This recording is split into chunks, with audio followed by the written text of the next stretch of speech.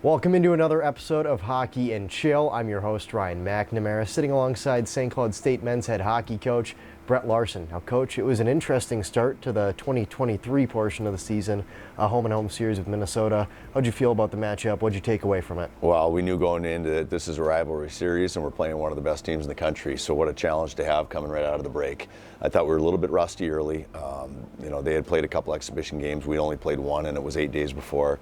But I thought once we got through those little jitters and rustiness, I thought we had a really good weekend.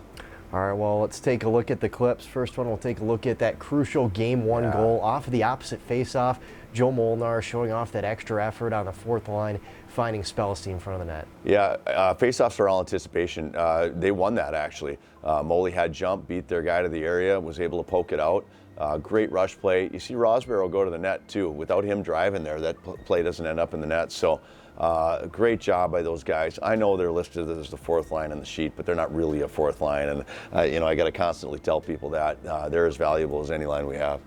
And then the next play we're going to take a look at, Huskies looking to add on quick sticks here. Crookshank finding Ingram wide open in the left circle.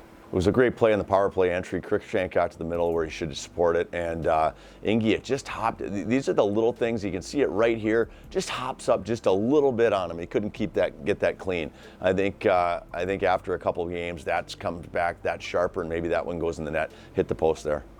And then the final play we're going to take a look at, maybe my favorite play all weekend, but just a great anticipatory read here from Dylan Anhorn. Bushy out of the box, sets up a beautiful goal. Great job. It starts with a net drive there. If Salquist doesn't drive that area, that doesn't open up. We constantly harp on this, work on this.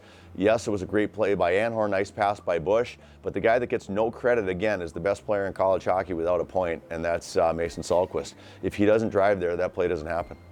All right, well, next up for the Huskies, it's a tough matchup this weekend at home against Colorado College, the third place team in the NCHC. What can we expect? Well, anytime you got a top three battle in the NCHC, it's going to be tough. We know that. They're coming off a good first half for them. They're building.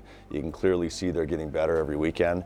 For us, the challenge, I think, is to build off last weekend against Minnesota, to continue to play that same way, put the pedal down, hopefully play a little bit sharper now that we got a couple games under our belt in the second half, and play our best hockey because we're going to need it.